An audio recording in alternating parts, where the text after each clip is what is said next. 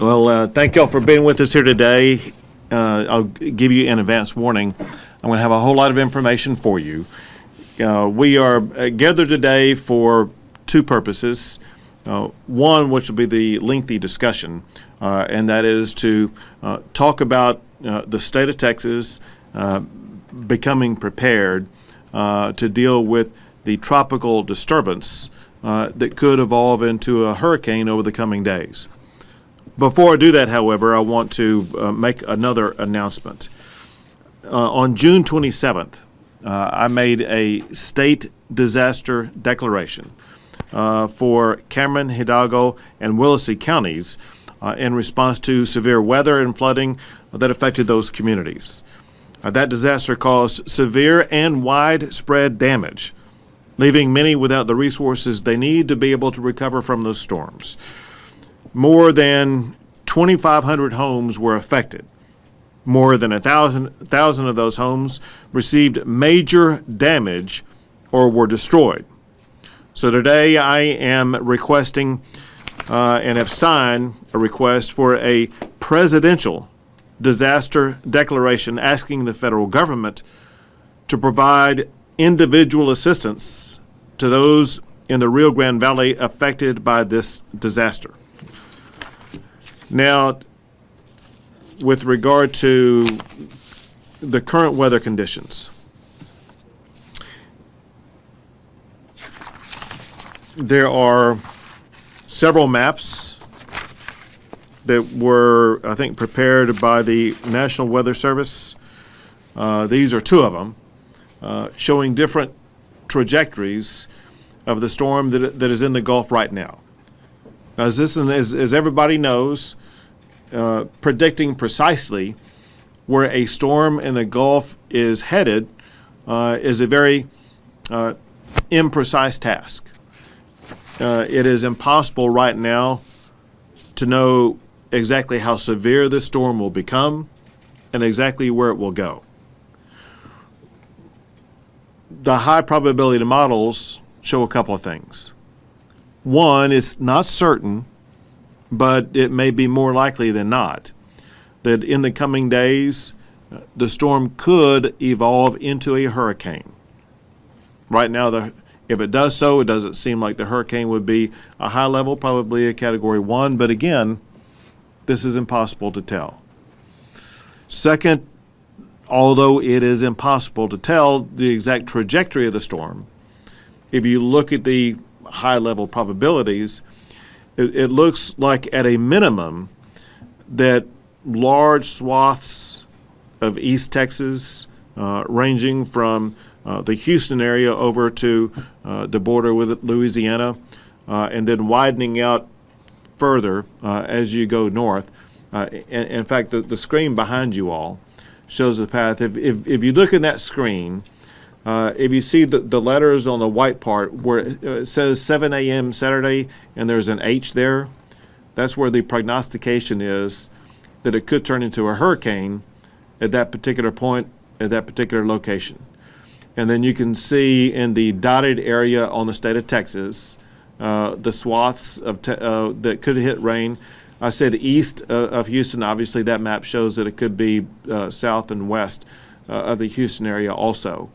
But again, we're looking at probabilities.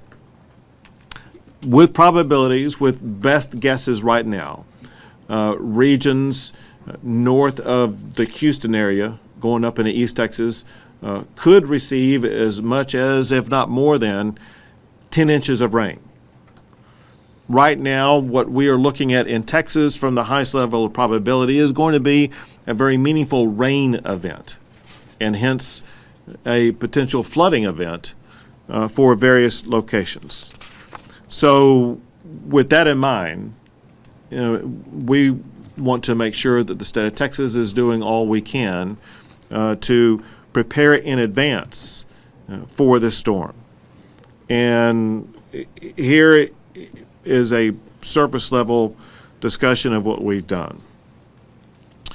We have elevated the State Emergency Response Center to make sure that we will have all tools and resources and personnel needed to help both the state of Texas as well as all local governments as well as individuals in all the potentially affected regions be prepared to respond to the storm, to maintain safety, and to protect property. We have activated the Texas Task Force 1, and they are on standby, and they are prepared right now with 4 high water rescue boat squads and 2 high-profile vehicles. The Texas A&M Forest Service has 3 incident management teams that are activated to help communities respond, which include 3 SAW squads and 3 planning teams. The Texas Department of Public Safety has almost 700 DPS officers on standby to be deployed when and where needed. 5 aircraft, multiple high-profile vehicles. The Texas Military Department has 2 ground search and rescue platoons, which includes, for each of them, 10 high-profile vehicles. That means a total of 20 high-profile vehicles, as well as 50 personnel prepared at this time, and including aircraft, including rescue aircraft as needed. Texas Parks and Wildlife Department has 4 search and rescue boats, and as well as level 3 strike team prepared, which includes almost 30 personnel, about 24 trucks, and 12 combination boats and airboats. The Texas Department of Transportation has 160 personnel ready to deploy. One thing that they were very effective at in the aftermath of Hurricane Harvey and prepared to do again also now is to assist with debris removal crews. They will have messaging signs known as dynamic messaging signs, obviously prepared for things like road barriers. I do want to give you all a couple of websites over the course of my remarks today for you to begin to push out for people to know about. For roads, for road updates, for road closures, things like that, this website is very important. Is drivetexas.org. That's drivetexas.org. We're also addressing this through a Health and Human Services approach. The Health and Human Services Commission has water and ice management contracts in place to support shelter and guests of shelter, as well as disaster survivors as needed. I want to remind everybody about the importance of the number 211 and lighting assistance. who got shut out here? Is it? Yeah, someone's leaning on it. I think we got that. There we go. All right, remember the number 211. Anybody who has any type of either health-related issue or any type of potential interaction with Texas Health and Human Services Commission should call 211 for updates. We have the Texas Commission on Environmental Quality. They are already monitoring for potential environmental concerns, and they are getting in place all the needed equipment and procedures to make sure that we will be able to monitor and respond to any environmental concerns. On let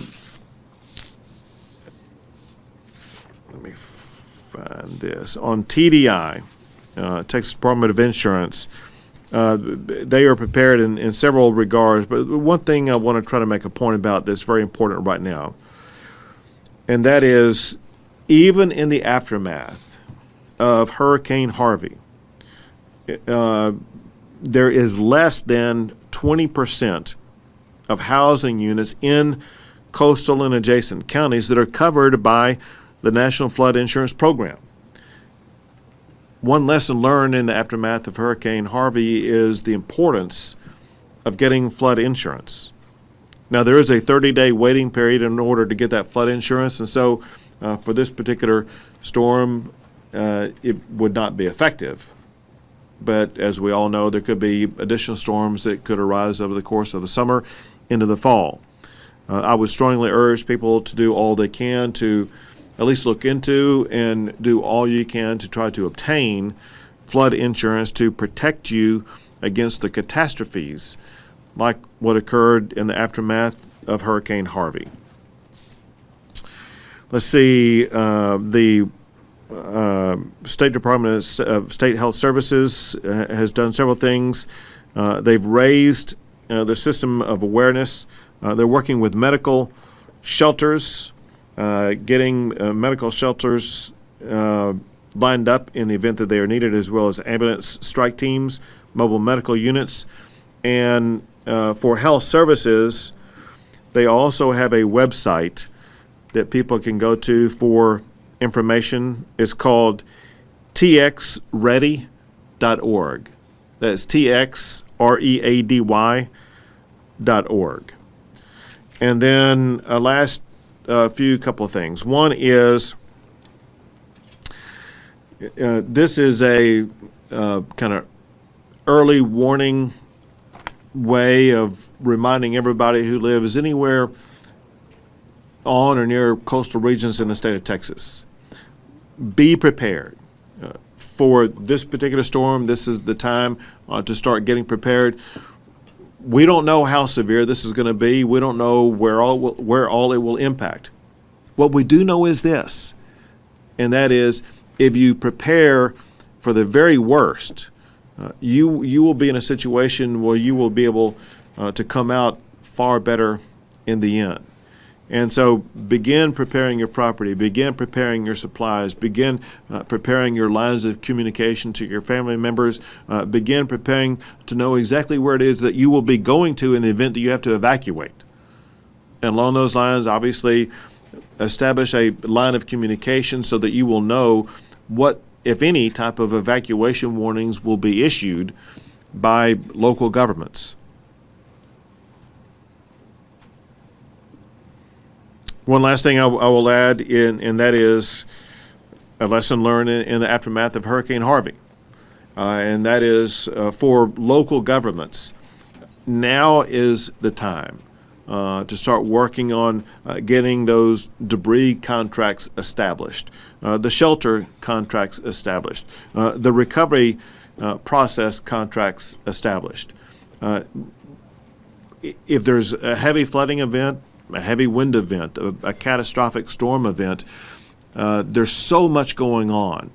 It's almost impossible to be lining up those contracts and crews at that particular time, especially when you see a storm like this that will cover several states. Louisiana, obviously, as well as some other potential states. There will be heavy demand for these contractors. You want to be first in line with the contracts for debris removal, for recovery.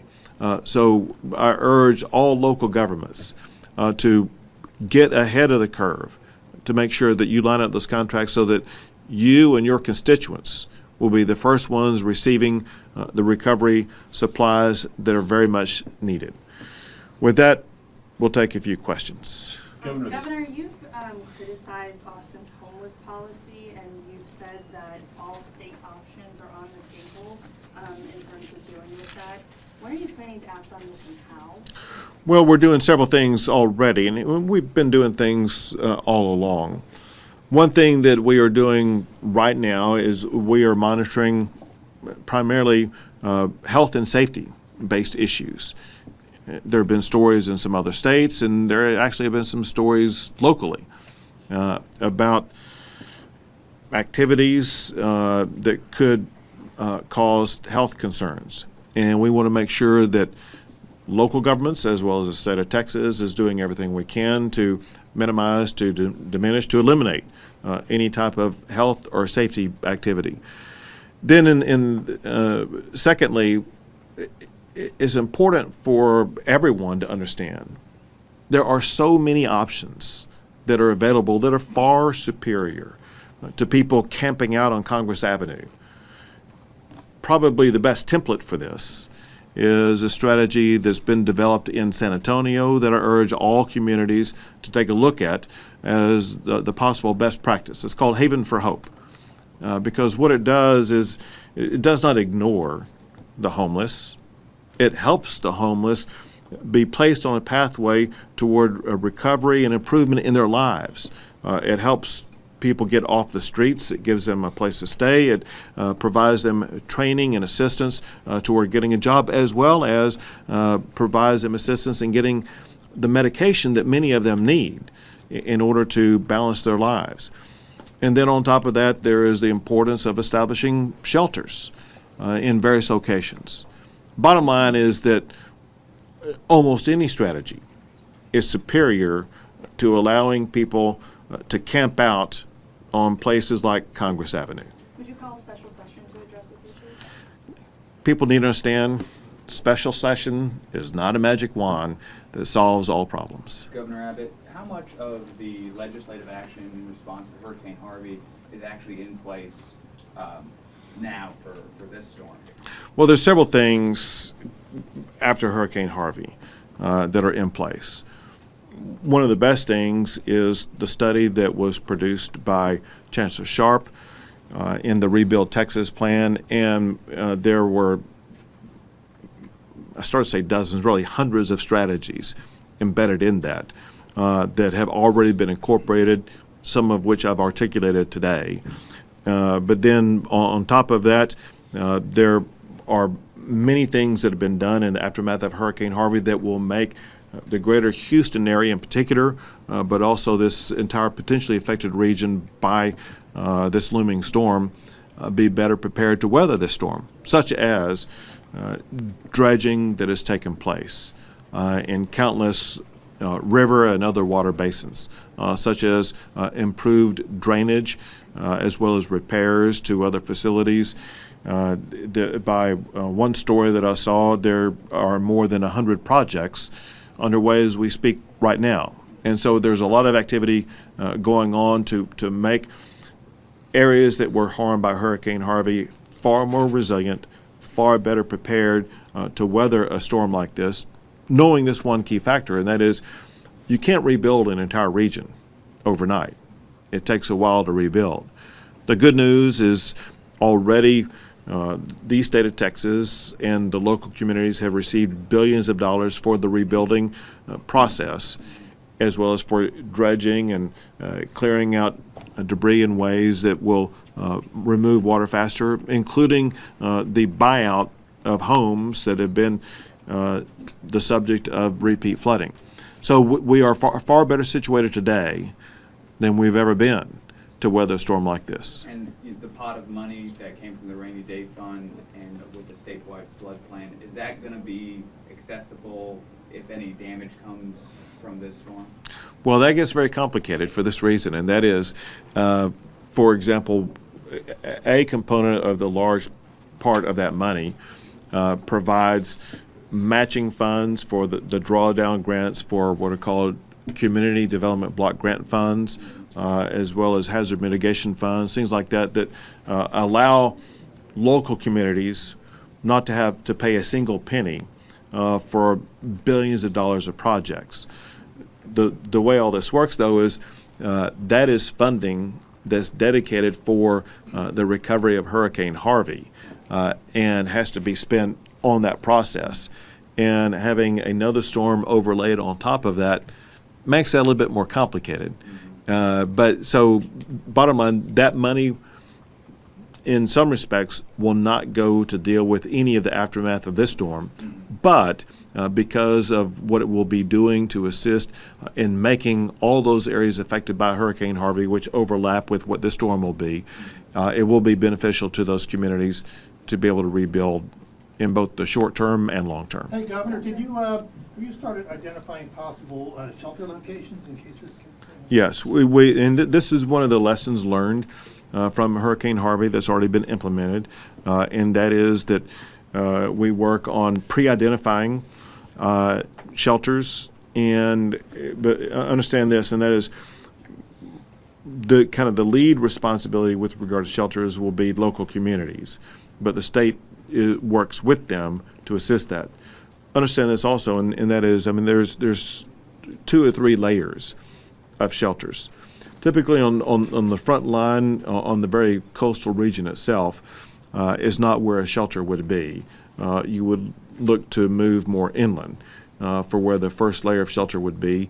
And then further inland as the case may be needed. Go back in time, if you would, to Hurricane Harvey. We had shelters here in Austin, in San Antonio, in Dallas, and places like that. And so, sure, we have places identified in large urban areas that we can move people to, but also places identified closer to the coastal region that could provide a more immediate, closer shelter for immediate evacuation needs. Governor, is that pretty much when we talk about the package of bills that move through the legislature, what's really going to affect with this storm and anything else that happens in the near future is reaction?